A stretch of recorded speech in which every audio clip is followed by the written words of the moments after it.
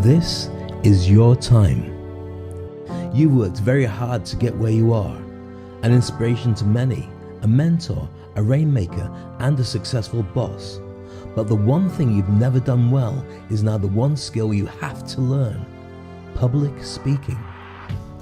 Great leaders throughout time have always shown their power from the stage.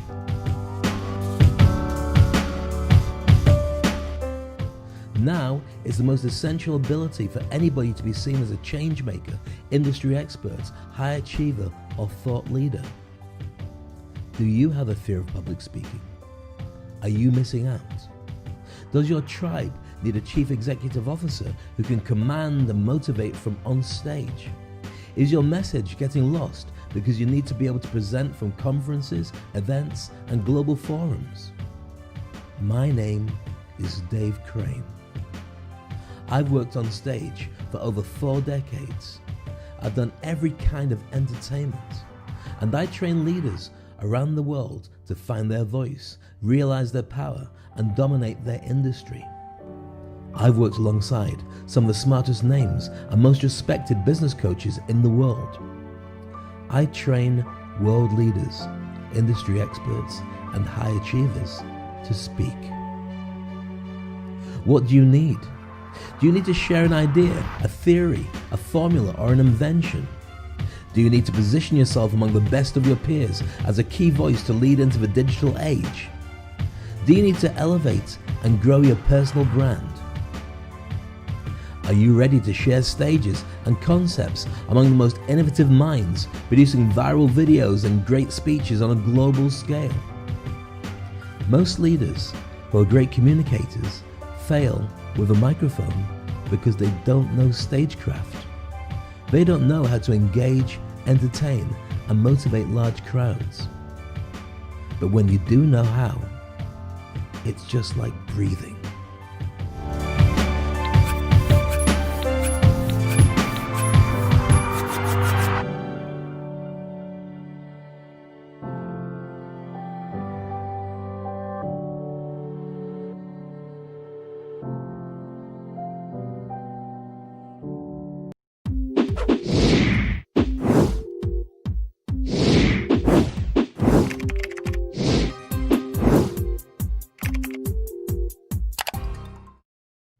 Hi, it's me, Dave Crane. Welcome to Speak on Stage. I'm very excited to be with you today because there's loads of stuff going on today. And today's show is very different because I've decided to behave. I've decided today I'm not going to use any gimmicks apart from obviously every time I go to make you money, I'll do that. Nothing else, which is kind of cool. So, how are you? How are things for you right now? Are you excited about what's coming up in your life? No? Why? Because it feels terrible, doesn't it? It feels that everything's a little bit pressured at the moment, more difficult than it's been for a long time, and I get that and I feel that. The odds are seemingly stacked against all of us, and that's what today's show is about. Today's show is about making sure that you feel that you have the ability to move forward and be successful. Now, this is part of my series on dealing with the mental and emotional strains of a pandemic, but it's also something that links into business as much as everything else, because wherever you are and whatever you do, I know that the biggest thing facing you is how do you survive in a world that keeps changing? How do you get out there in a world that seems to want to bite you? And also, the big boys have more finances, they have more ability to be able to put things out there and face things better than I can. So how do I get past that? Today's show is all about that. I'm going to start the whole ball rolling by sharing with you this image of what today's show is about. How to punch above your weight and win. And this shows a classic example of David and Goliath, which you'll know, or you may not know of, but you probably will know from reading it in Bible studies, or if you've got a comparative religion where you've got the two characters in it, you know about the Philistines and the Israelites who came into a big battle. I will share with you more about that, and I'll also tell you why despite everything, there was no chance that Goliath was going to win. He stood no chance against David. I'll tell you exactly why in a moment. So with that, you should be going, this is interesting, because the whole point is, then when we analyze what David did versus what Goliath did, you can start looking at your position in lots of different things, in your business, in your relationships, in your location, in your evolution, in your career, and think, well, actually, I've got a lot more advantages than I thought. I didn't think it was quite so easy before, but maybe it is. Does that interest you? Should do financially, should do really well for you. So let's look at that. In today's show, we're going to be highlighting that. We're going to show you a clip of the classic David versus Goliath situation. Then we're going to show you how big armies have beaten small armies in the past and reveal a couple of really cool business models. And then on top of that, I'm going to talk about Ali, Muhammad Ali, probably the greatest boxer of all time, and how he sold a rope-a-dope. If you've got no idea what rope-a-dope is, well, you will know soon. After that, we're going to be looking at Gary Vee's spin of big and small businesses. Don't you hate when that happens when you're trying to be serious? Calm down. Don't get stressed. Just allow yourself to say the world is my oyster. I don't like oysters. I don't know why I'd say that in the first place. But so far, you should be intrigued and interested in things that we've got to talk about in today's show. So we're also going to be taking a deep dive into many things, including what are the things that if you're a business, you should set yourself up to be able to do straight away anyway. So once you've got these, you've kind of got an advantage over most of your competition because they get sloppy, they get lazy, and these are the things you really should concentrate on doing. And then when we go down to the cheat sheets, it's all battles, baby. It's all about how to win your battles and the things you can do to get little advantages, little wins, and look at the whole battlefield. You may think about it in terms of this. That old saying, how do you eat an elephant? Well, a bite at a time. There are lots of different ways of making sure that you can win in any battle. So I want you to be able to use today's show as a template for lots of different analogies of the challenges that you're facing, and hopefully on the back of that, you'll be able to turn around and do something really powerful with it. Now, throughout my entire life, I've been fighting or swimming an uphill battle, swimming upstream, trying to find ways of people to turn around and say, Dave, you know, here we go, we're going to give you an opportunity. And 99% of the time, people haven't given me opportunities. They just don't. So what I've found by advantage is literally just playing what I do really well. And I've done it over the years until I got to a point where I don't actually need anybody to help me. I'm going to do it on my own or with those who understand that there's an opportunity to travel with me and do really well with me. Those who go into my Industry Icon program get that straight away. And many people who don't get that, that's fine as well.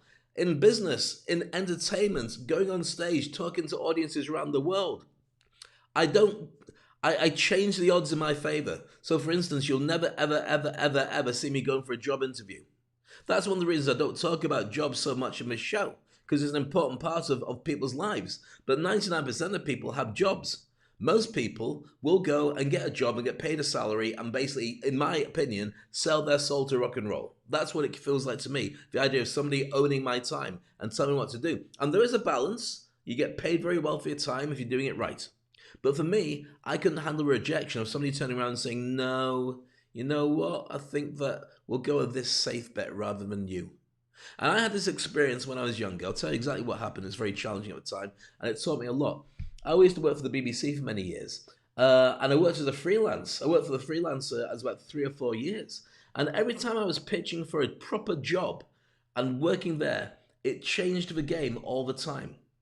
So I worked as a freelancer. I was on radio, I was on TV, I was representing all the rest of it. But I wanted to join the establishment. And I kept banging my head against a brick wall every single time until the point where I just went, you know what, I don't care anymore. Now, I haven't revealed this story before, but I want it to be a life lesson for you. Let me share with you exactly at the time what I was doing. I was on the radio as a news reporter. I was a freelance presenter. I was also hosting all the live events. I was doing work as a DJ across town.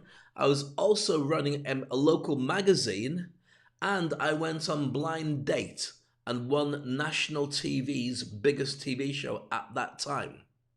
Add to that, I was involved in numerous different activities, including representing the region in the Prince's Trust, which helps young people to become accommodated with the challenges of long-term unemployment, being addicted to drugs, or coming out of prison. And at the same time, I was also doing lots of other stuff in the community. So, with business groups. So I was an ideal candidate, but people just kept going past me. People who, in my opinion, were inferior, hadn't got anything like the CV, but their face fitted.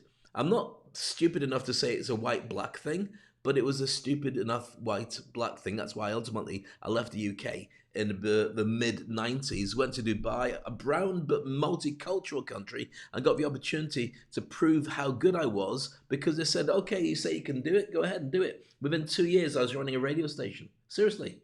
So I was running a radio station. That's when I got to meet James Brown, with Enrique Iglesias, and all the different Sting and all these other guys.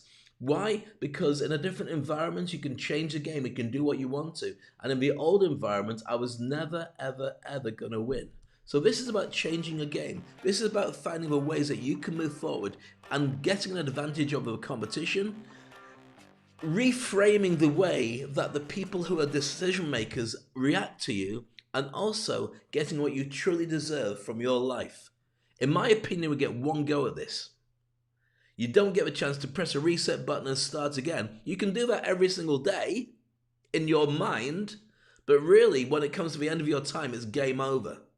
And I decided that I was never, ever, ever going to fall into the trap of waiting for people to turn around and say, Dave, we think you're great. Let's work with you. Here's a ton of cash.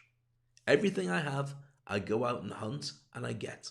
I'm going to share with you a ton of things that I use in my life to build up my successes for you today. So, as always, make sure you got your coffee or your tea and strap yourself in. It's going to be a bit of a bumpy ride.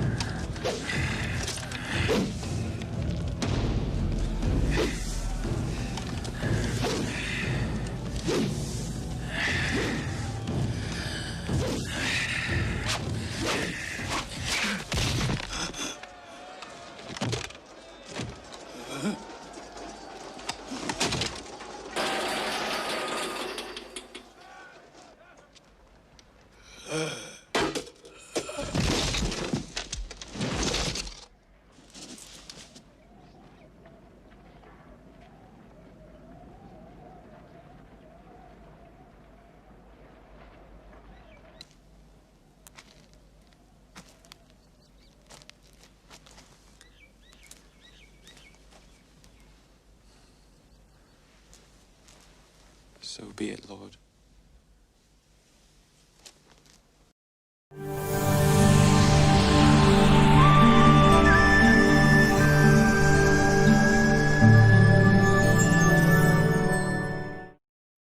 So there we are. I'm going to get very controversial for you now. You saw that scene as we talked about it before. That's David versus Goliath. Now I'm going to use something I learned from a wonderful book called David versus Goliath, yeah, obviously, by Malcolm Gladwell, one of my favorite authors. And I would urge you to read all his stuff. He's got some incredible insights. Now that is a mainstay of many religious stories about how the little guy, when he's guided by a higher power, can go on to be a big guy because he is just. Now, I grew up with that story, and I was never able to work out exactly how it all worked until I read Malcolm Gladwell's take on it, and this is fascinating. So let's set the scene so you can understand exactly what we're talking about. So we're talking about basically David versus Goliath. David represents the Israelites, and Goliath, the huge monster type sized guy there, represents the Philistines. Now, in those days, what used to happen in many occasions is when an army lined up against another army, sometimes they'd just choose a champion rather than let all the guys die and it's some crazy bloodbath, and then you'd have nobody left to carry on defending the lands. So they'd say, right, let's choose a champion from either side, one versus the other. Whoever wins, wins the battle, end of. Bit like playing a game of chess, I guess. So you've got the Israelites and you've got the Philistines on either side of the valley and a trough in between. Now they sent in Goliath, who's, as you can see, is basically a big bruiser. And Goliath was huge, 6'9" apparently, and nobody wanted to fight him. Who would want to fight him? He goes out and basically, the infantry in those days, especially if you've got something like Goliath, it was like taking on a tank. Would you like to fight a tank? Oh, let me think about it. Probably no, is the answer. So nobody wanted to fight him. So he's there with his spear, and he's wearing bronze armor, and he had his sword and shield and everything. So then David, who is a shepherd apparently, comes along and says, I'll take him on, picks up 5 smooth stones, and goes out to fight him. Now, what we didn't mention before is that when you get somebody as huge as Goliath was meant to be, they say 6'9", it might have been whatever size, they say that he was walked into battle by his page. Now, why would that be significant? Well, possibly because he was freakily big. And if he's freakily big, there's a very good chance that he had tumors and all sorts of issues with his eyesight. He couldn't see properly exactly where he was going. So why does this matter? Why does that have any relevance to it? Because if he's walked to the battle scene and stood facing the right direction, then he needs to have an enemy that comes close to him to be able to see who he's fighting against. Otherwise, he's going to see 2 of everything. And you can't do that kind of battle. Plus also the nature of who he is, he needs a close hand battle where he can swing his big sword and pokey with his spear and smack him with his shield. That's a battle he's used to be doing. Now, that's not the battle that was ensuing. If you think about it, you've got a guy as a shepherd who's going out there. Now, the shepherd's got a different job. Everyone's thinking, well, he looks after sheep. But no, think about it. Who's he fighting to protect sheep? Wolves. Really nasty wild animals. So therefore, he had to be really, really good with a slingshot. That's the equivalent of being a marksman or a sniper. A slingshot, as you saw there, was a piece of leather with some rope on either side. You load it and you swing it around and then you release it. And you release it with a snap and it goes like the crack of a whip. The reason it goes like that is with the speed of sound, you're releasing a bullet. It's like having a Magnum 44 or 45 ready to point at somebody's head and shoot. And you can do it from a distance. So he's never going to get close enough for Goliath to see him properly, or for Goliath to be able to reach him with any of the armaments and weapons that he had. Let's discuss this with a little bit more depth. I want to show you exactly how this pans out. So let's get the 2 battles again. We have here the kinds of warriors that you had in those days. We had the cavalry, you have the infantry, and had a projectile warrior or artillery. So the cavalry are men on horseback. Goliath was clearly infantry with his big sword and shield walking forward. And then David was a projectile warrior. Now, if you look at what that actually means in the real world, that means quite significant stuff. That means that you're always going to have a battle between the different factions, and you're always going to have a challenge where we can't work out who it is that's going to win, unless you put somebody up against something that they were always going to beat. So let's look at this again. The cavalry would always win against the projectile warriors or artillery. The infantry would always beat the horses. And the projectile warriors could pick off the soldiers from a distance. So let's look at that now. There was no way that David was ever going to lose. He got his stone, he kept his distance, he looked for that gap and smacked him straight in the head. Knocked him down. The next thing in the Bible, because I grew up as a Christian, is he goes over, gets Goliath's sword, cuts his head off, just to prove he's dead, with his own sword, which of course made the Philistines run away, which you would do. And then he goes after all of Goliath's family and slaughters them as well. Right, okay, not a bad loser, but not a bad winner. Just don't have an argument with Goliath. So clearly with David was some kind of challenging winner, shall we say.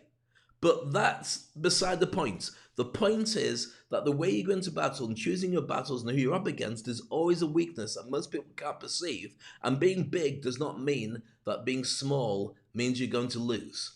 That's what today's show is all about. And to emphasize that point a little bit more, next up, I want to share with you a fascinating video all about Napoleon. Now, Napoleon, the very famous French general who had a huge empire and loved Josephine and basically died on his own sad years later. But he was an incredible tactician. And with a much smaller army, he conquered so much of Europe as a direct result of just being strategically better.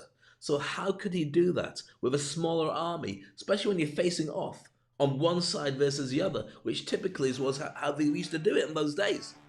So I'm going to show you now an incredible video, and when you see it, you get a little bit closer to realizing, and this is what I want you to get from today's show. I want you to understand that at every stage, you're going up against it. You're up against coronavirus. You're up against people who have more money than you. You're up against companies that could freeze you out. You're up against the fact that you've got no job, but you need to get a job, and other people are fighting for the same jobs. You're up against the fact you've got rent to pay. You've got a ton of different things that are a challenge to you, but only if you fight the battle that you were looking at before. There's a ton of different ways of doing it. Now, this goes out live to YouTube, goes out live to LinkedIn, we go out live to Facebook, out to Twitter, and out to Periscope. I love your thoughts, I love your comments.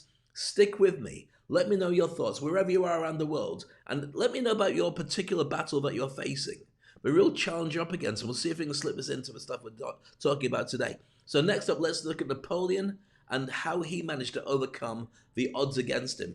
That's up next on Speak on Stage. I remember years ago being intrigued by Napoleon's lightning campaign across Italy in 1796. His small, ragged army of less than 38,000 men began the campaign against 60,000 Piedmontese and Austrians. And yet, Napoleon had victory after victory, and once I researched more thoroughly, I was puzzled by the numbers. For example, at the Battle of Mondovi, he outnumbered the Piedmontese. And at the Battle of Castiglione, he also had more men on the field than the Austrians. How was he able to pull this off? I thought he was the one outnumbered. And that's when I was introduced to the military principle of concentration of force and defeat in detail. Author Edward J. Erickson writes, "Defeat in detail is a doctrinal military term that means to defeat an enemy by destroying small portions of its armies instead of engaging its entire strength. Practically speaking, this happens when the mass or weight of one army is brought to bear against smaller portions of an opposing army, thereby achieving decisive superiority. This is most often seen when an army divides itself into smaller groups, which can easily be separated and defeated in isolation."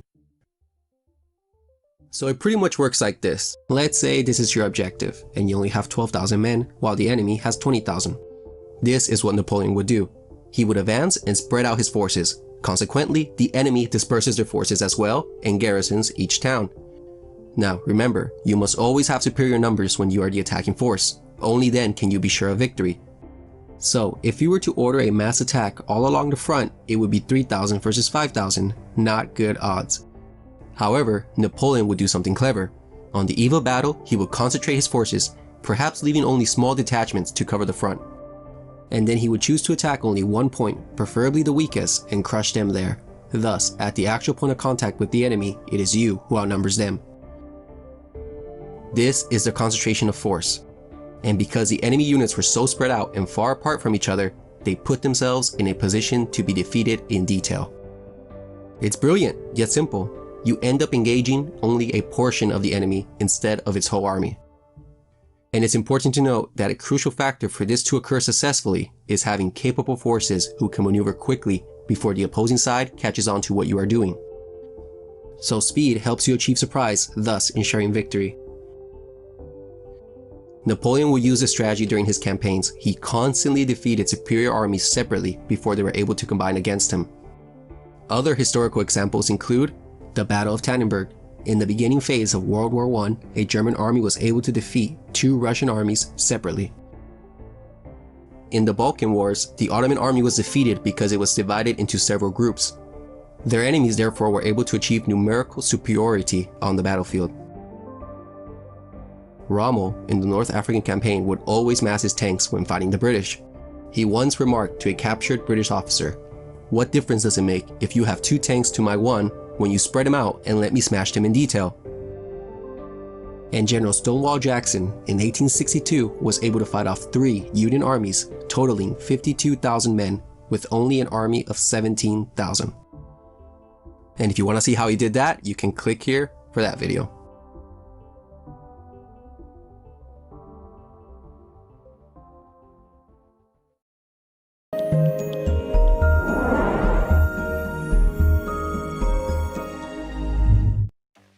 Isn't that fascinating? Don't you think the fact that you've got a strategist, a general who basically works out that you can take on everybody by tricking them into splitting up and then going head to head with them with your big army? So you've got to think about a couple of factors that you have that are agile, especially if you're a really small organization, like with 1 person in your organization. You can pivot and you can change any single day. You can do proposals, you can have meetings, you can do all these different things. You haven't got a massive infrastructure, but you slowly got to turn around and take on a new client.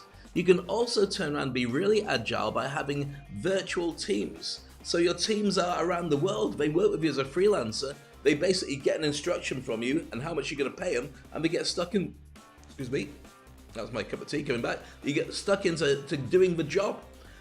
That means that any client has got a number of different objectives or desires or solutions that they need you to fix. You can get straight in there and say, yeah, no problem, we can do that. When do you need it by? And then just get the resources. If a client pays you in advance, that's much easier because then you can pay the other guys in advance, which incentivizes them to get stuck into doing it faster for you.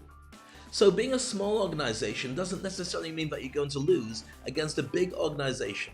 And coming up in this show, we're going to be examining 2 incredible insights. One by Muhammad Ali, the second one by Gary Vee, as to why being a small business and taking on the big guys has its own massive advantages. Now, I hope this is useful for you. I'd love you to share your thoughts and ideas with me on it because I've found this to be a really interesting angle, whoever you are, that the underdog can always triumph against the big guys. If you've ever studied Art of War by Sun Tzu, then you'll see there's a number of different things like striking first and looking at the enemy's terrain, all the rest of it. We'll be going through a ton of that in today's show as well, when we go into the cheat sheets. But before we do that, let's just understand how that fits together with someone like Muhammad Ali. Now, Muhammad Ali, or Cassius Clay as he was born, is perceived to be, he's no longer with us, but is perceived to be the greatest boxer of all time.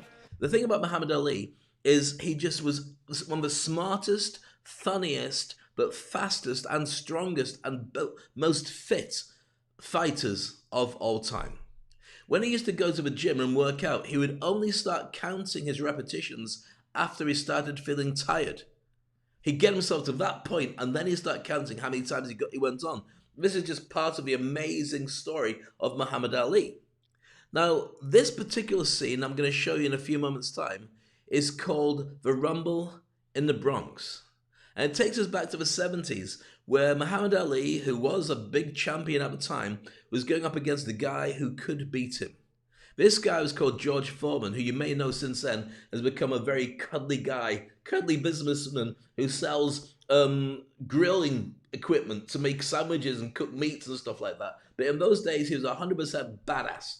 So he's going up against Muhammad Ali. He's bigger, he's stronger, not necessarily faster, but the endurance that he goes and the hits that he makes have just wiped out everybody. So Muhammad Ali comes up with a strategy. This strategy is called the rope-a-dope. It wasn't called that at the time, but it was an incredible feat that he managed to pull off. Let me explain what you're just about to see. And I want to tell you in advance what you're about to see so you can understand how he executed it and how he managed to get the right results long before he got into the ring. So the rope-a-dope is he knows he's taking on a bigger opponent. He knows his own body strength is physically good, but going up in an endurance race, going up in a just straight punch-for-punch battle, the odds are he's going to lose. So what he decided to do was rather than take the punishment, he knows he can take the hits. But if he covers up his vital organs and leans up against a rope, then the rope will do the heavy lifting of all the punches. And all he has to do is just keep doing that until his opponent gets tired. So let's put this in perspective. He spent the first 7 or 8 rounds getting 7 bells punched out of him. Foreman, bigger guy, bang, bang, bang, bang, bang, bang, bang. Ali pulls in tight, goes up against the ropes, just pushes him away every now and again, but getting battered. As far as the scorekeepers were concerned, it was all Foreman, Foreman, Foreman, Foreman, Foreman. He'd won, he'd come forward, he'd done all the things that he meant to do in a proper boxing match. Ali had seemed to concede the battle from the very beginning. But what they didn't realise is that Ali's plan was going to work. And I'm going to share with you in a few moments' time exactly why it worked. He waited until he felt that Foreman had nothing left.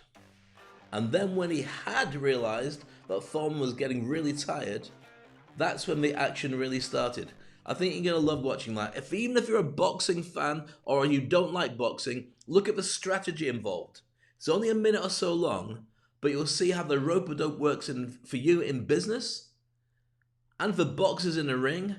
And then we'll bring in Gary V to analyze how you can make a rope-a-dope happen every single day if you're just starting your own business or you're wondering how you can compete with the big boys. The big boy. No, not with the big boy, with the big boys.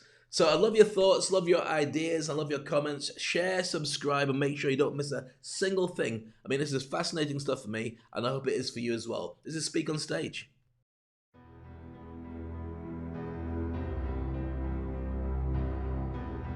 Video techniques presentation worldwide. Ali working to the head of George Foreman.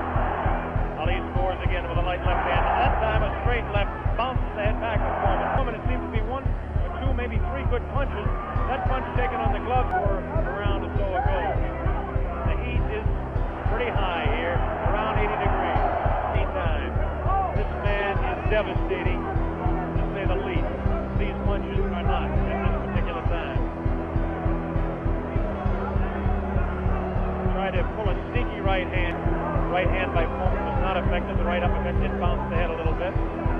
Punches will not hurt Ali. Ali just takes it. Right hand. Another sneaky right hand. This time he works over the shoulder of Foreman. The combination.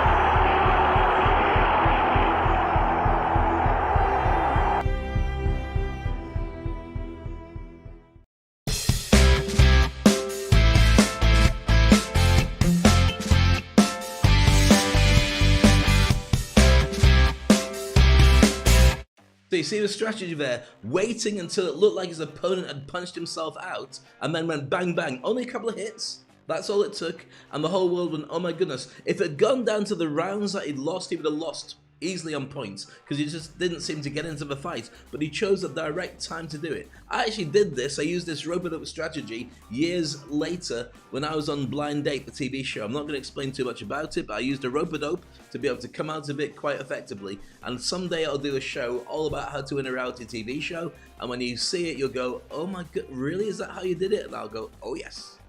But that's for another day. So, now we've established that being the underdog and being the small person in any particular battle doesn't mean that you're necessarily going to lose it. I mean, here we are, showing you once again Goliath versus David, little David, who was an incredible strategist, and also, by all means, if he cut the head off and went and killed Goliath's family afterwards, possibly a psychopath too. How could that work for you in business? Do not cut the heads off any of your competitors or any of your clients or anybody that you're doing business. Well, anybody. Don't cut the heads off unless you're eating fish. Cut the head off the fish. That's about it. But how can you use it in business? Gary V, who I love to bits, and this is a rare clip where he doesn't actually do anything rude. He just talks about it. Used to run a company called, he used to do a TV show on LinkedIn, on YouTube called The Wine Library. And he basically talked about wine and tasted wine and showed off about wine and all the things that people would love about wine. And wine at the time wasn't a really big thing in America because people just preferred beer. That was a national drink. But he helped to build it up, and he built up his parents' company from 4 million to 30 million by just doing this show daily. And he gathered an audience that loved this stuff, and it grew, and he would sell stuff on the back of it every single show. So what happened after that was he was able to launch his own company, VaynerMedia. And with VaynerMedia, that's the Gary Vaynerchuk that we know now, where basically he's everywhere. It makes it very easy for me when I'm looking for somebody to talk about a particular subject. I look up Gary Vaynerchuk and he's already put out a video on that subject. That's part of his strategy to be out there. So how did he start going? How did VaynerMedia manage to take on the big boys and get the attention and the business and close it and succeed to bigger strategies and successes when they were a very small entity? Have a look at this. I think you'll enjoy it. That's up next on Speak on Stage. Yeah, I mean, the question, just to repeat it, is when you're a smaller company, how do you not get taken advantage of by bigger companies? Vayner was a very small company when I started it, and we worked with the biggest companies in the world right away with a little bit of my reputation. I have a very interesting answer to this. It's twofold. First of all, when you have your own company and you have clients, you're in control of whether you're being taken advantage of or not. If you're a client provider, if you have clients, you're more than welcome to pick up the phone and say, I don't want to work with you anymore, and here's the money back, or I don't want your money anymore. So first of all, every small business just needs to know that that's the great part of having a business. You're also in charge, right? Number two, I would argue for a lot of small businesses, the goal is to be taken advantage of. I think about the first 3 to 4 years of VaynerMedia, very similar to the way Muhammad Ali fought George Foreman in Zaire. I think I rope-a-doped the industry. I think the industry thought they were taking advantage of Vayner, and they were. We were doing so much more work for the money they were paying me versus the companies that were much bigger than us when we started. I also think that's why I let it happen, because that was the value prop that we didn't have reputation. I was a wine shop owner now and social media was not what it is today. When I started Vayner in 2009, most of our clients thought that, it was a fad. So I think two things. One, you're in control, and two, it's actually probably the leverage you have. And I think too many small businesses go ideology on this. They become ideological about it, like, oh, I'm getting taken advantage of. You're a big boy, it's your bed, you can sleep in it. Like, I think you need to use it as an offense. I think it is the number one thing that a small, tiny business has over a big business that needs to make more profit, that needs to be, publicly traded and hit numbers. I think every small business should try to get taken advantage of. That's how they'll become a big business.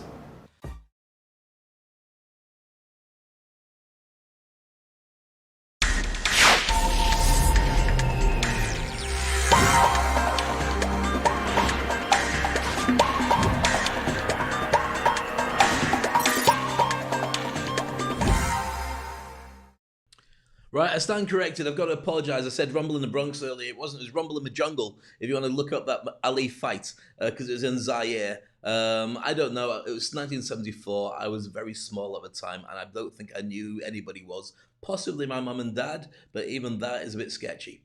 So I want to show you now, as we go into a deep dive, 7 simple ways to create a winning business. And this comes from Inc. magazine, inc.com, if you want to go and check out this particular article. I love your thoughts. I love your comments. I love your ideas. And I love the fact that we're interactive with this all the way through. If you've got a small business and you're wondering how to get your position differently in the market, this will really help. Similarly, if you're going through any particular challenges like how to start a business, then hopefully this will let you know, just even from a motivational and inspirational point of view, that you can do a ton with it and really be able to create successes. So here's 7 things that I think are really useful to think about when you're starting your business, according to, let me just check to see who's written by.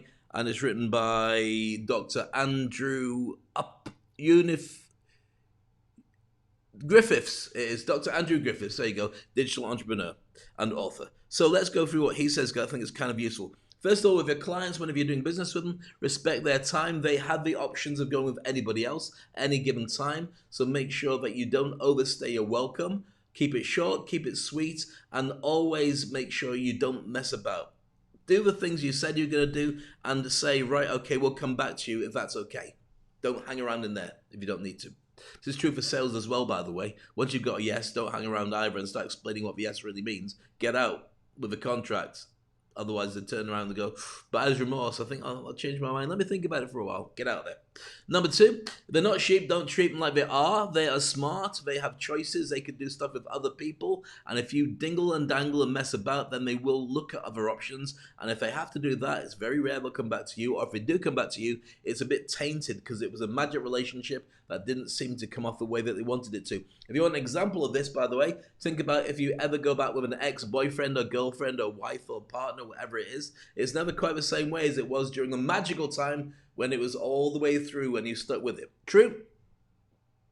Unless they bring friends, in which case it's a different game completely. Hey!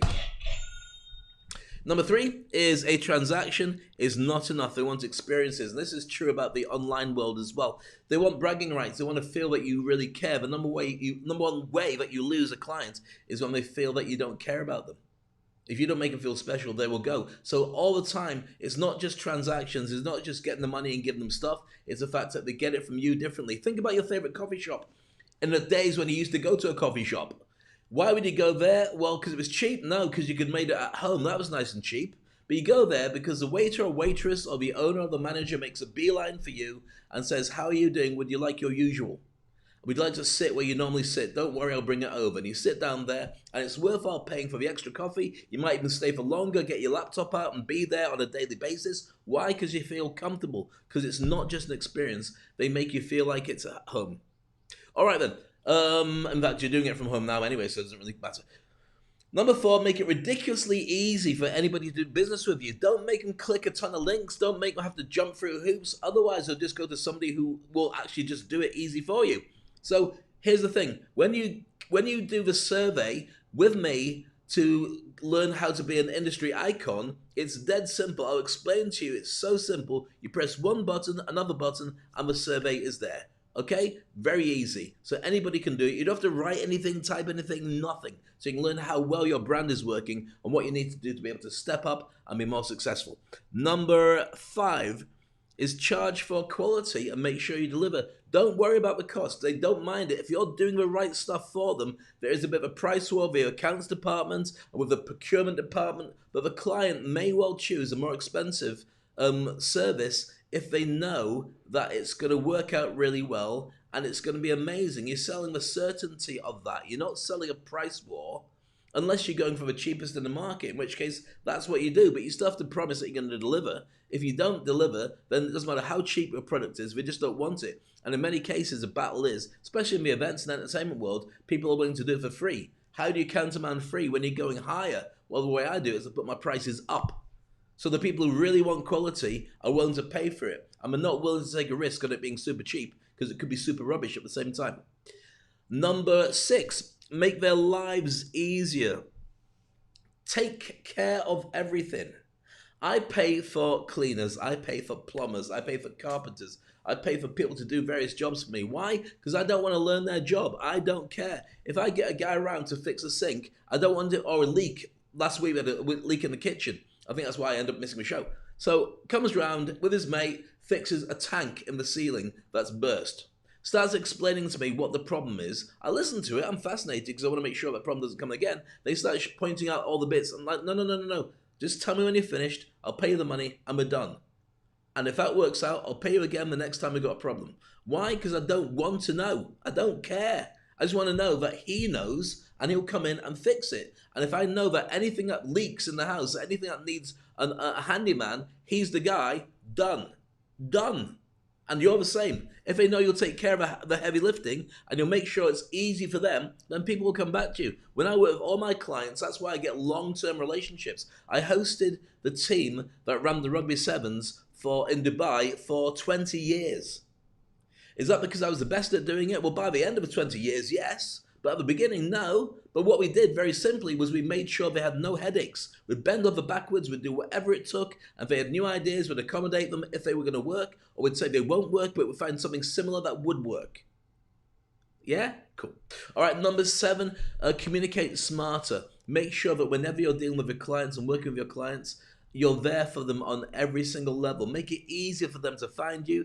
Keep keeping in contact and chatting to them about all the things that they need to know. Communication is key. If they feel that you don't care or they feel you've gone missing, they'll just reach out to somebody else and they'll say, well, we tried to reach you, but it's gone now. And at the end of the day, the money is key. Cash flow is key. So keep them sweet, keep them happy, and you've got a better chance of getting what the results are that you want. So there you go. If you want to go to Inc., you can find that. You can read it in full detail, or you can just watch this video again later on, and I'll say the same thing. And if you put it on fast forward, I'll say it faster.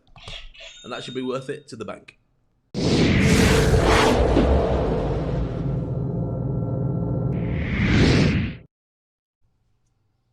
Now we go to the cheat sheets, and I always find this fascinating because I get to share with you a ton of different ideas that maybe you hadn't thought about before. With this, with particular with the cheat sheets, what I want to do is I want to go through all the different things. I spent a lot of time last night researching what would be the ways to win this battle. And that's one of the reasons I got really fascinated by the idea of David versus Goliath. How to punch above your weight and win.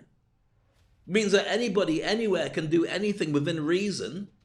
And that's why I think this is kind of important to you. So there we've already established the fact that David and Goliath, you've got this ickle little guy versus this big guy, but there's no chance that Goliath was going to beat David because strategically he was the wrong soldier for the task of taking on a guy who could shoot super accurately from a distance and win. Even if that little gap was there, he could still make it win. So here's the deal. I'm going to go through these notes. You want to apply them. I'm talking about fighting a person and fighting an organization or fighting doesn't matter. Don't see it as that. See them as business tips. I don't expect you to go out and punch your neighbor because he's bigger than you. What I expect you to do is use it to be more strategically successful. Does that make sense to you? Thank you. All right, first one. Stop fighting fair. That sounds like a terrible idea, but who said you should fight fair? Who said you should do Queensberry rules, stand up against somebody and say, okay, you're much bigger than me, let's toss a coin, okay, you get the first punch. Why would you do that? They're going to knock you out, you're going to lose. So change the rules, change the game. One of the things that's really useful is a thing called a win-win negotiation. And this is what the United Nations use to be able to sort out countries that have a big discrepancy or a big battle against each other and they don't get on. It's a really useful thing, and Stephen Covey talks about it in the 7 Habits of Highly Effective People. So what you have is you've got your organization and another organization, or you and somebody else. There's some steps to it. Let me explain exactly what the steps do. What you do is you turn around first of all and you say, right, I've got a list of paper. So you've got a list of paper like this, and you do a line down the center, and you write the names on either side, and you start writing theirs first. Tell me all the things you want from this transaction. What do you want? So you want this, and you make a note. You want this? Okay, what else do you want? Want this, want this, want this, and why do you want it? So you write all the things that they want first. At the end of it, you say, is there anything else that you want from this? And they'll go, no. Great, okay. Are you sure? Yeah, great. Okay, here's what I want. And then you tell everything that you want. Now, why is this important? Well, there's a couple of factors involved in this with a win-win negotiation. You might think that their problem with you or their battle with you is based on something that you perceive it's going to be. It might be that they want a completely different thing from your problem.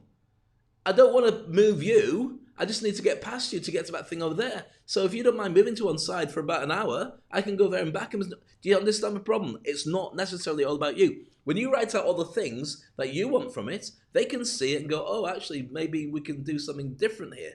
Now, what you're not after is a win-lose. If they win, you lose, you feel terrible. If you win and they lose, they feel terrible. But supposing that's a 1-0 score, 1-0 or 0-1, but you can build it up when you know what they're after, what you're after, you could get a much higher score out of this. You could both get 2 out of 2. And you could get, like, if the points are 1 point for you, 1 point for them, or a draw. You're allowed to have a draw, by the way. A draw or I walk away, I don't like it, it's not good enough for me, we'll come back later. That's allowed as well. But maybe you can build it up so it's worth 5 points, 20 points, more points. Let me give an example. So you've got what they want and they've got what you want, and now you can work it out. So let's take for instance, they're selling bottles of water. Okay, so bottles of water, no, you're selling bottles of water to them.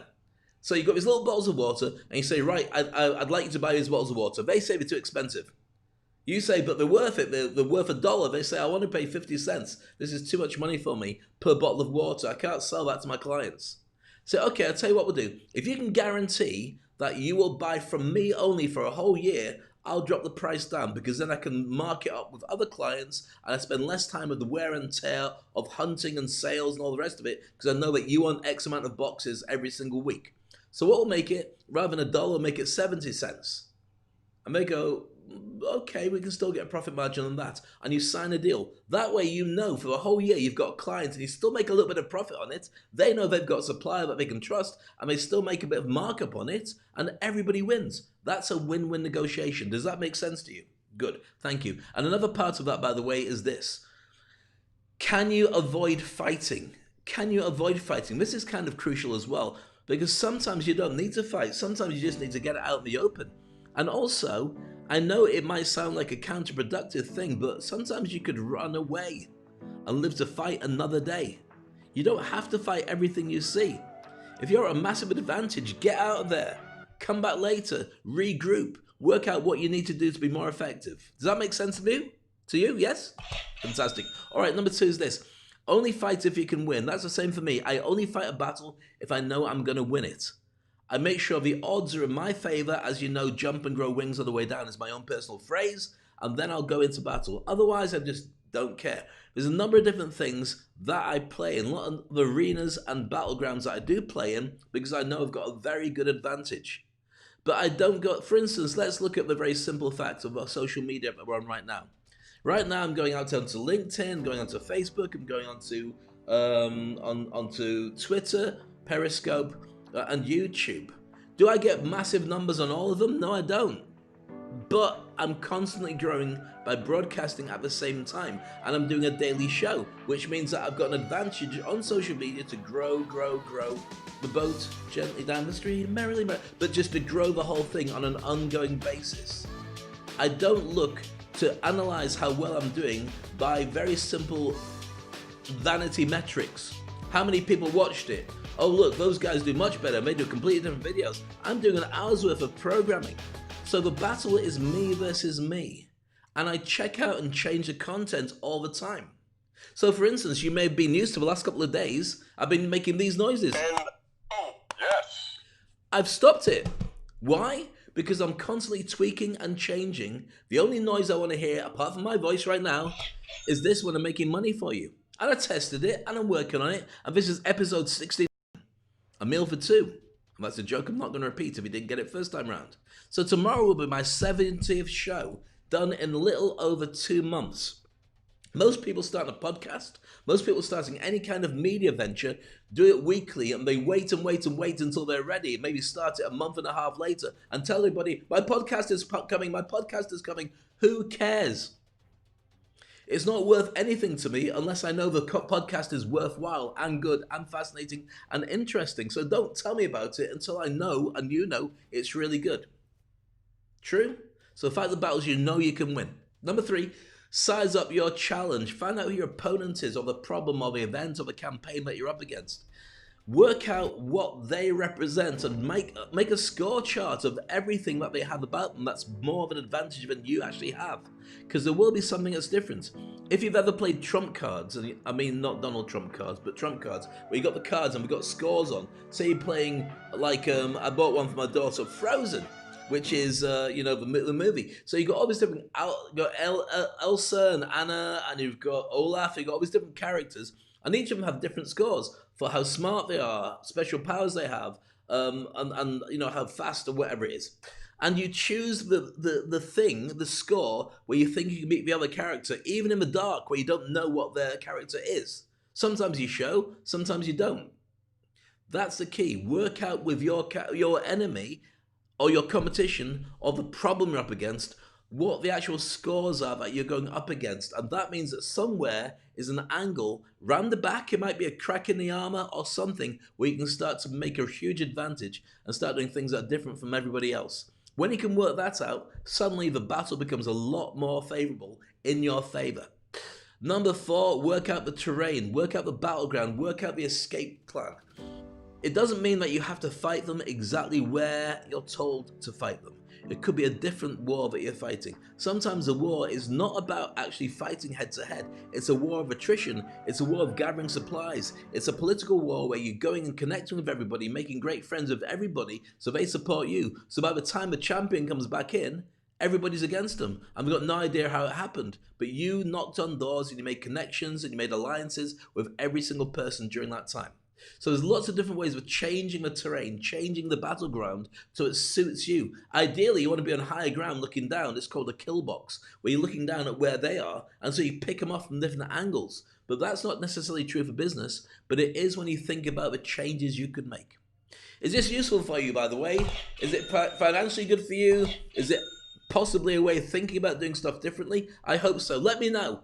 Put down what you think of today's show, because it's a slightly different style, a bit less funny, a bit more driven, and a bit more giving you the business tips that you're after. So I'd like to know if you prefer it like this, or you just want me to sit there and make noises and go with a stress toy and go, "Arr!" and do stuff like that instead. Just testing out the water, because you should do. You're always a work in progress.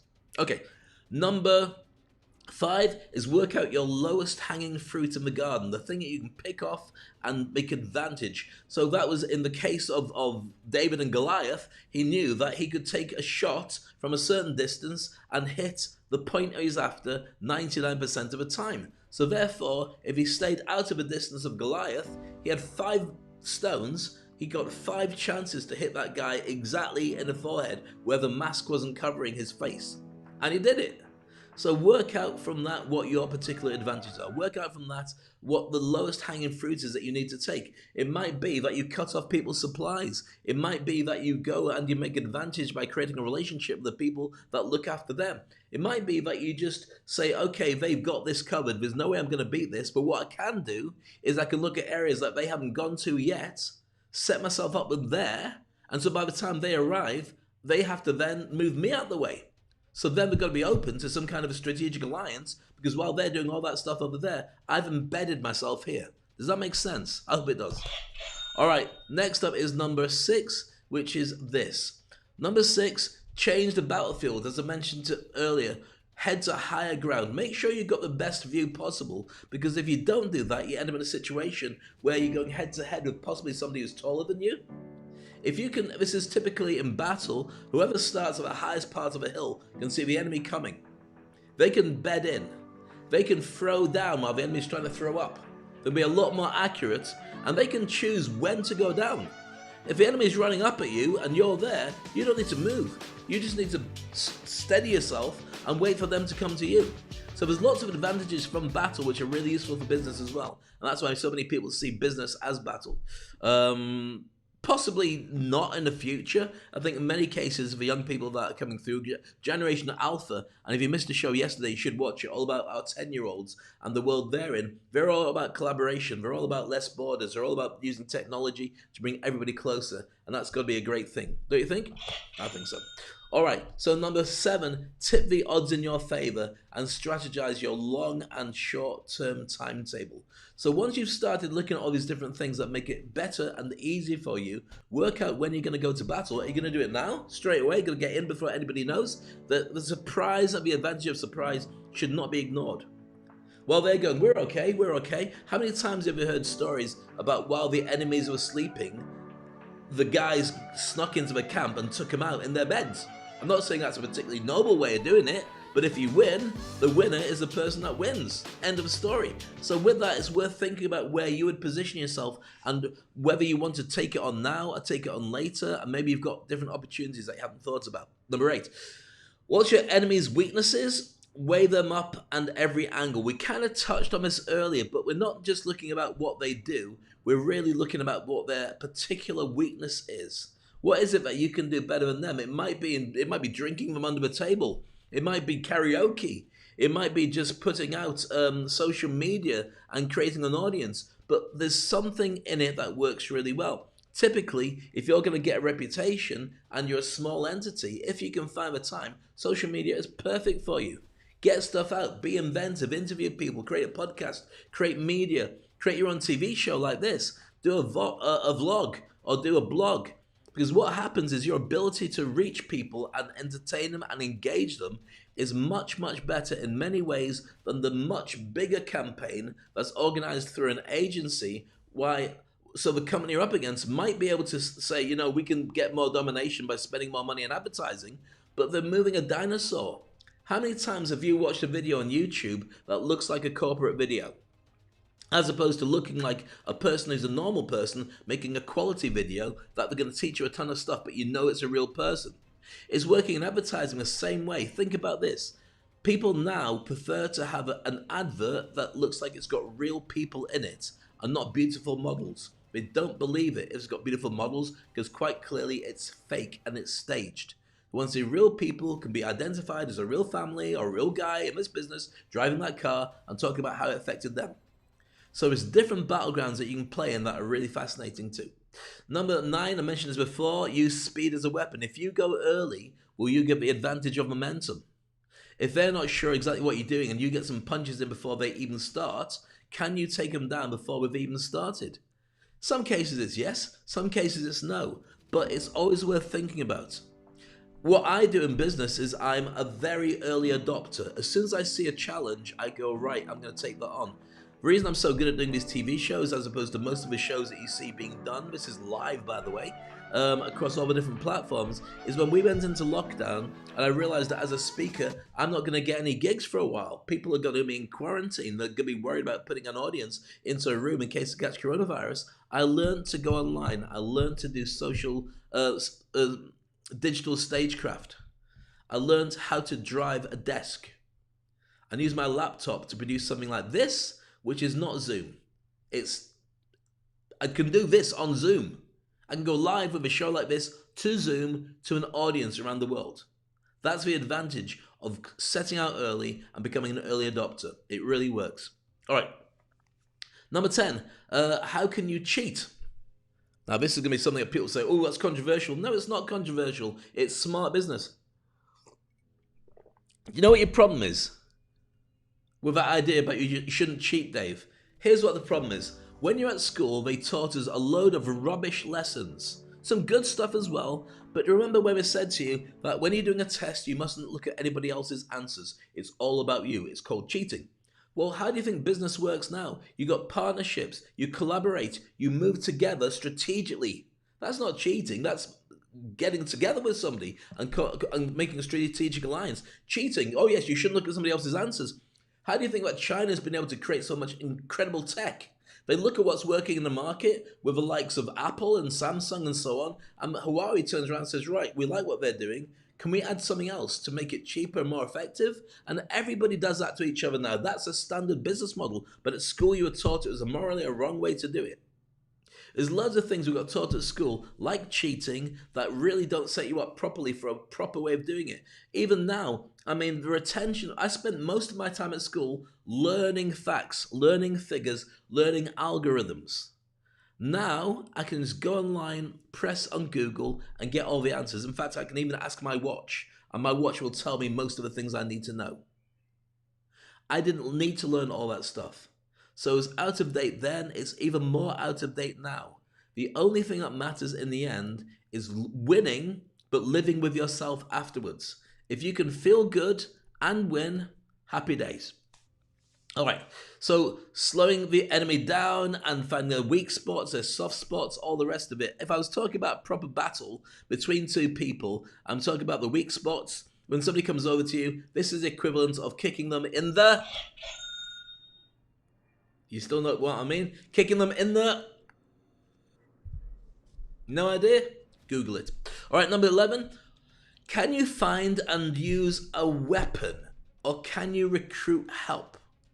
Why should that be important? Well, look, if you're up against a big guy, pick up a broom. Pick up a shoe. Well, not maybe a shoe unless you've got like really, really big cowboy boots. But find something. Johnny Depp's one of the greatest stories for Johnny Depp. And I'm a big fan of Johnny Depp. I don't love all his movies because some of them are a bit rubbish. But he's still a very interesting character. When he was a kid, and you might wonder, why is it, apart from the Captain Jack franchise with Pirates of the Caribbean, he always did indie movies that were a little bit quirky, a little bit weird, when it's quite clear he could have been a Tom Cruise character. He could have gone out there. In fact, there's only one movie, I think, Nick of Time or something like that, where he actually plays a die-hard, gunny fighting hero. Rest of the time, he plays these really quirky, weird sort of characters. Now, why should it be like that with Johnny Depp? Well, when he was a kid, he was bullied at school, and his mum said to him, don't wait to get bullied again. Here's what I want you to do. Find the biggest stone you can do when that bully comes up to you, is much bigger than you, and hit him as hard as you can with your fist with a rock in it. So the next day, the bully comes up, Johnny Depp, bang! And the bully never came at him again, and nobody ever did. And if you think about his business model, he's only ever done those kind of quirky movies. He's never been dragged into the Hollywood, you must do this, you must do that, otherwise you're not us. And if you compare him to somebody who's a very good actor as well, someone like Brendan Fraser, who starred in The Mummy, and lots of really good movies like that. He's back on TV again, but he stopped doing it. Why? He stopped for about 10 years or so because he got so many injuries doing these action hero movies. He really hurt himself physically and emotionally. And then Hollywood turned around and said, right, I don't want to work with you anymore. And he said, you know what? I don't want to do this anymore. If you see him now, and he's still a great actor, and I still love him, he's still really funny, he's in Doom Patrol wearing a mask. You wouldn't even know it's him apart from recognizing his voice. And he's put some weight on. Quite a lot of weight. But good for him. So think about it. Think about the battle that you're going to do. Think about using a weapon. And think about the weapon and the advantage it will give you. At the end of the day, winning and being happy that you won, morally doing the right thing for yourself and the family and the people you love, especially during a coronavirus lockdown, a pandemic, is a battleground that you really want to turn around to and say, you know what, I can sleep easy. Recruiting help is very important as well. Who do you know who's interested in the end results? Who can help you? Sometimes they give you resources, sometimes they give you staff, but if you don't ask, you don't know. But there's a ton of people out there who really could do with somebody like you to go out and do all the heavy lifting for them. Think about sponsorship. You're doing a show, or you're doing a podcast, you're doing a magazine, you're doing social media, you reach a certain audience. You've got a big organization that might well sponsor you. Why would they ever consider sponsoring you? Well, the reason they'd consider sponsoring you is very simple. If you can turn around and do something that they would take a lot of time to be able to do on their own. So if they, for instance, were to create, imagine a company, say a petrol, oil, gas company. You're working in the car space. You've got your own little organization. You produce a TV show all about the car industry. You get them to sponsor it for you because now, for very little, apart from just signing off a marketing budget, they've got their own TV show all about the automotive industry with a presenter, with real facts, with an audience that they can just promote and say, that's our show. If they were to create it and go to an agency and create it from scratch, it would cost them a small fortune because the agency would make sure it costs a small fortune. And if at some point of time they don't like what you're doing, they just get rid of it. They just don't spend any more money on it. But if they do like it, they invest in it. And while they're doing that with you, that means that you start becoming a heavy hitter. It's a simple battle plan. It's on the roadmap I use for all my industry icon clients, by the way, just in case. All right, number 6. Can you tire them out using a rope-a-dope method like Muhammad Ali? I won't spend too long on this because I've already explained it at length. But can you tire them out? Can you use their size against them? When I was a kid, I used to do judo. And judo is the Japanese art of being able to throw opponents. And often I was up against a much bigger opponent, but by using leverage and ducking down, you get an ippon and you can throw them down on the ground, then hold them down, and you can win.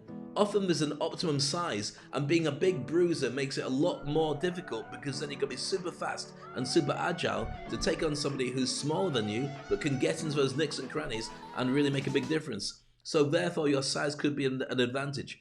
Number 13, train for the task. The simple way of doing it. Karate Kid, wax on, wax off, and all that stuff. Who can you get to even the odds? Can you get a mentor to fast track you to be where you need to be in your industry? Go up against your clients, work out what you need to do. That's what I do from experience, mentoring and coaching people. So who could you get to help you in your own industry? You've got a new company, you know you've got to be over there, you need money, you need help, you need advice. There's incubators all around the world. There's organizations that sponsor. There's people who have retired who may want to earn a little bit extra but can tell you how they took their company to becoming a Fortune 500 company even though nobody asks them anymore because they're retired. There's loads of ways you can get yourself up to speed, not least the fact that if you start working on the training and you start learning new skills, then you become a much more effective operator straight away from the get-go. I never say get-go before, but you know what it means. Ultimately, get-go is going to mean money. Right, number 14. Can you leverage the entire game? Can you change the game? Now, I'm going to say something that you're going to say is terrible now. Can you bribe the referee?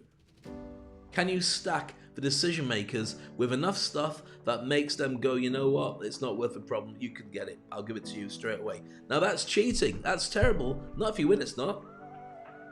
I know I'm showing you a level of moral fiber. I personally don't do this. I personally will not do anything that's immoral that I couldn't sleep and live with. But what I do think is when you start going into business, the gloves are off. Think about it. There's 7.5 billion people now interconnected through the internet. Location makes very little difference because you're now watching this show from anywhere. I mean, where are you around the world? Germany, Holland, Africa, America, Britain, UAE, Egypt, New Zealand, Australia, just some of the countries where people say, hi, Dave. India, Pakistan, different parts of Oman. I get people from all around the world who are turning around and saying hi. So therefore, I'm reaching all these different people. So therefore, does it really matter if I change the game? My competition's gone through the roof, but also my reach has increased. So do whatever makes it win for you. Only win the battles you know you can win. Don't fight anything you know is going to be really difficult. All right, number 15 is this one. I think we got to 16 with this particular presentation. So I'm going to share that with you in a moment. So work out with this, what actually constitutes a win? Do you need to beat them outright? Score out of 10. You've got to get 10 out of 10 to get a win. What if you show up and you're up against these guys and you inspire everybody by being beaten to step up and join the revolution? So while you're there wounded, suddenly you're not fighting the full battle because everybody else has jumped in on your behalf and made it work. You see this happen in a ton of movies. And it's not a stupid way to fight, it's a smart way. Can you walk away having made the damage that you want to do so your point is proven? So people then will say, you know what, don't mess with that person. This is a typical way that people say take on a bully. You can't fight the bully physically because they're bigger and stronger than you are. But if you stand up and punch them as hard as you can and they feel it, they will stop attacking you. Why? It's too much hard work. You're a nutter. You are the last person ever going to go and fight. We'll probably make friends with you and either give you a wide berth or say, hi, how are you doing? I did that when I was a kid. I made sure that anybody who's coming after me, we either made friends or I wouldn't put up with their crap. And now I don't do that with anybody, don't care who they are. Think about it. Otherwise, you spend the rest of your life thinking that you owe people something and they don't deserve it. So don't be scared to step up. Do what you need to do. What actually means a win? And last but not least, this is point number 16. I never normally go to 16, but this was kind of important. How can you prevent the repercussions? How can you make sure that this doesn't happen again? When you're in a situation where you're up against somebody really tough and you really had to dig deep and it's been a lot of resources, a lot of challenges, what can you put in place? Can you put a roadmap together? Can you write out terms of engagement so the next time something happens to you, they agree to back you, and if it happens to them, you agree to back them, so you've got safety in numbers? There are a number of ways that you can learn, and sometimes the biggest battle you've got is to realize what you should do, what you shouldn't do, and the lessons you learned from it. Like, for instance, if you don't get a sale, you'll learn the next thing to do is just say next and move on to get another client. And sometimes when you get your fingers burned, you learn that you don't want to get your fingers burned anytime like that ever again. So I hope this has been useful for you. Slightly different show today. Really important, I think, because it's been how I judge my career. And when you watch the things I do in the future, you'll know that this is a battle that I'm playing. This is the game that I'm playing to get to where I need to be. Life is a game. Business is a game. And it doesn't have to be brutal. It doesn't have to be horrible. It can be fun. So if you want to take a screenshot of this, then be my guest. I'll give you a countdown for that. 3, 2, 1. And now it's gone.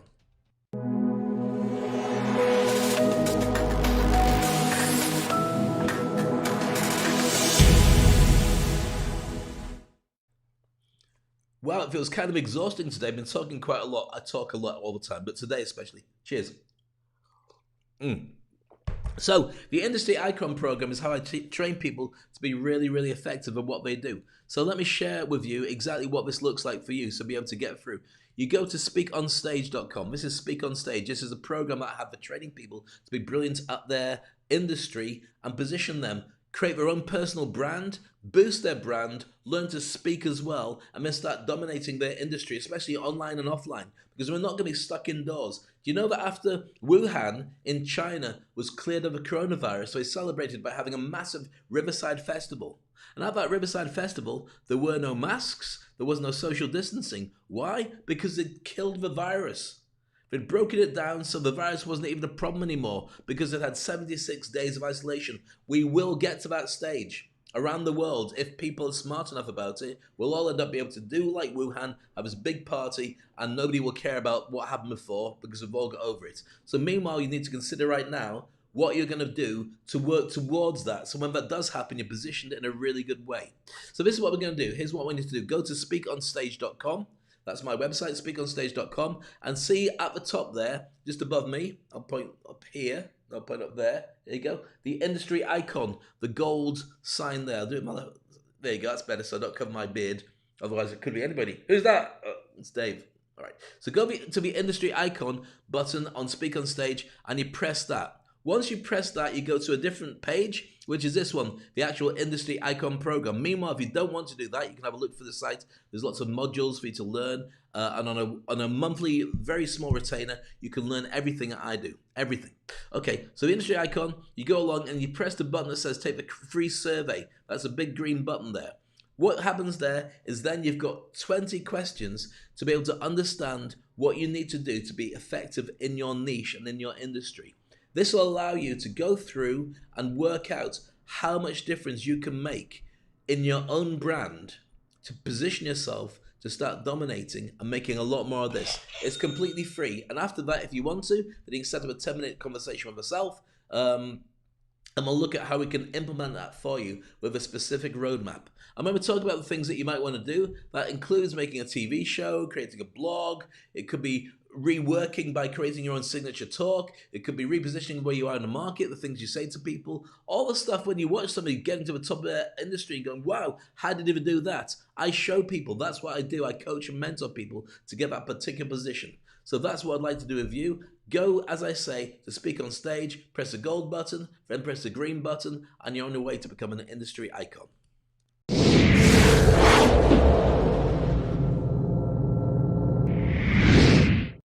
So there we go, busy show, lots to think about, lots to do. I hope it was useful for you. I had a blast sharing with you all the insights, going back to the original idea, which was all about this. That's what we talked about, first of all, how to punch above your weight and win. And hopefully with today's show, I managed to show you as many things as I could do to give you that slight advantage over your competition. In fact, many advantages to be able to move forward. And in many cases, unless you do join the military, you will not get this kind of insight. You just won't. You've got to make it up for yourself and learn by trial and error. And the challenge for that is when you're risking everything, your livelihood, your family, your finances, your time, sometimes it's nice to know that there's a couple of hints and things you can do to level it up and give you a better chance and better odds of winning. And hopefully that's what today's show is all about. Episode 69 today. Well, hey, meal for two. Use the joke again. Nobody understands it, but if you do, you're probably going, thank you so much. Tomorrow is episode 70, and I will take a short break after that because I've got a lot of stuff to do, some big projects to work on, some speaking projects, stuff with my clients, but I will be back a couple of days after that to make sure that I'm there with lots of different cool stuff and insights for you, including how to start your own TV show, how to be a very wanted guest on people's TV shows, how to co-present, and how to win a reality TV show. That and more is going to be coming up about your personal branding and your ability to speak on stage, off stage, online and offline. Meanwhile, I'm going to leave you with another video all about the importance of making money through speaking and the effectiveness that it can have on your brand. I love your thoughts, I love your comments, I love your company, and I wish you all very best. Have an amazing day, an incredible weekend ahead. And this is Speak on Stage.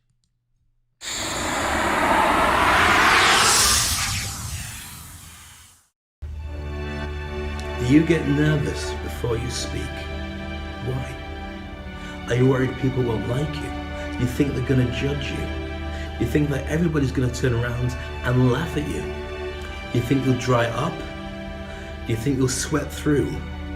You think the ground will open up and you'll drop right inside it too. Whatever your thoughts are, one thing is true. The industries are changing, and so must you. I'm talking about a world that used to exist where education was the king. You could go to school, get good results, and then the job would be great. They'd take you on. You'd have an interview, but it was already a done deal. You get the job, they'd love you, they'd give you Details to go to the country club, you'd join the gym, and you'd be set for life, guaranteed. All your holidays, all your family, all your insurance, all your medical would all be indebted into this job, and you could relax for life. But that is gone. It's never coming back again. When you talk about automation, you talk about automation, you talk about robotization, and you talk about digitalization. Every single thing that's happening in every industry will change the game. That's changing for you. Once upon a time, it was easy. You had security. And inside your security, you know if you worked hard, you had comfort. But now, the security zone has gone. Your comfort zone is being uncomfortable every single day. That's how you stay comfortable. So when you're nervous and you're thinking, well, I can't speak, what are we going to say to an audience full of people wanting to see me fall? They want to see me make a fool of myself. That's what they're there for. Or at least that's a little voice inside my head. Tell me that's what they're there for. But the truth is, it's not that. They don't care. They're going along to just learn something. That's why you are there. They want to be better off than spending time with you. And that's why all you needed, ultimately, was just that army of you. And I know you're thinking, all those different details that go through your mind. It's your subconscious warning you that sometimes you're going to find that you're going to make a fool of yourself. But so what? What if it goes wrong? What if it goes right? Not everybody's going to like you. Loads of people hate me, but they also respect me because I don't mess up. I don't expect them to like me. I can't afford all the Christmas cards for them. But what I do expect is if I'm there and I'm speaking, I want them to say nothing. Or I'll make them do so. Why? Because I run that room. So if you want to know how to get yourself onto stages around the world, if you want to trust that whenever you get out, people will be there heard, and they'll listen to you, and they'll know what you say, I will take it on board, and every single day, you'll feel amazing, and you'll feel strong. All you have to do is be the best, because they're all wrong. You can be amazing. You can have 1.5 jobs, and the easiest job to get is to open your mouth and speak. You know your industry, you know your game, you know your audience, and you know the same. Because the thing is, every single person who does what you do is scared of speaking, just like you. So get the edge, get the microphone, and get on board, and then get on stage. I'll be waiting for you. I'll train you too.